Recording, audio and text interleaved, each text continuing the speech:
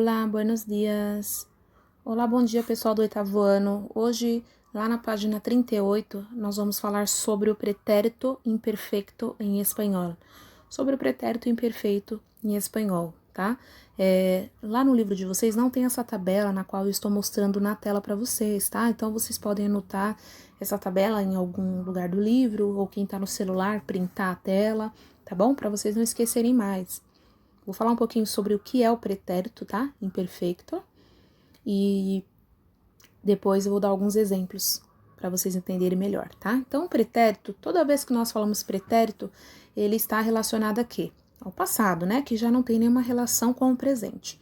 E o pretérito imperfeito é um verbo bem tranquilo, bem fácil de trabalhar, porque a maioria deles, né? Na grande parte são verbos regulares, só existem 3 verbos irregulares, porém nós vamos falar só dos regulares, tá bom? Então, os verbos no pretérito imperfeito, tá, são ações que aconteceram, tá, em um determinado período. Ou seja, era uma ação que era frequente, mas essa ação não acontece mais, tá bom?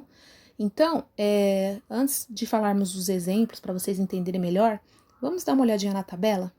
Essa tabela, a gente tem os 3 verbos, né? Verbos estar, comer e partir.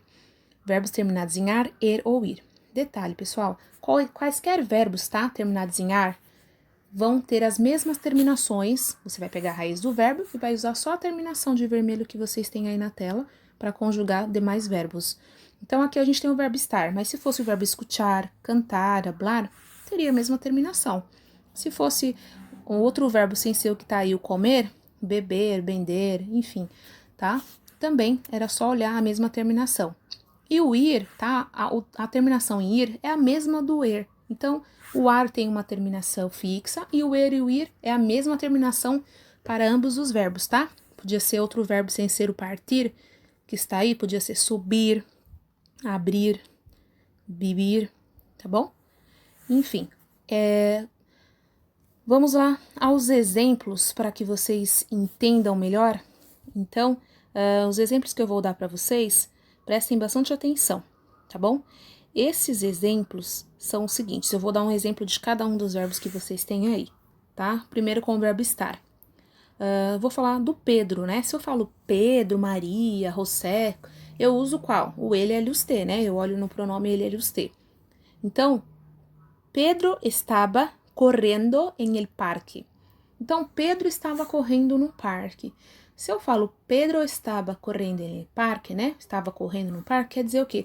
É um passado que aconteceu com uma frequência, né? Ou seja, é uma ação que aconteceu no passado, mas quando essa ação ocorria, ela ocorria com uma determinada frequência, num determinado período. Ou seja, ele sempre corria no parque.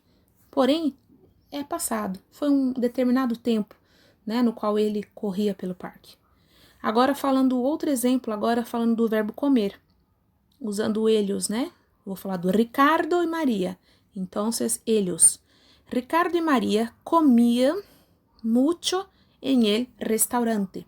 Então, Ricardo e Maria comiam muito no restaurante. Então, esse passado já aconteceu, né? Obviamente, essa ação já ocorreu. Porém, quando ela ocorria com uma grande frequência. Por quê? Porque eles sempre comiam, tá? Mas isso não acontece mais. E no último exemplo, com o verbo partir, mis amigos partiam sempre para México, tá? No ellos também.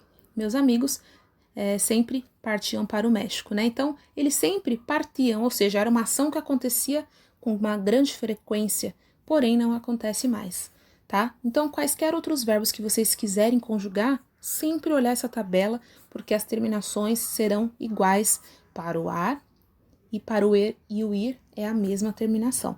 Muito fácil, né, pessoal? Então, para treinar esses exercícios, tá? Vocês vão fazer para casa, páginas 38 a 43. Vocês vão fazer das páginas 38 até a página 43. Lembrando que no livro de vocês tem uma pequena explicação na 38, de rosa, porém vocês precisam fazer o que está pedindo nessa tabela rosa também, tá bom?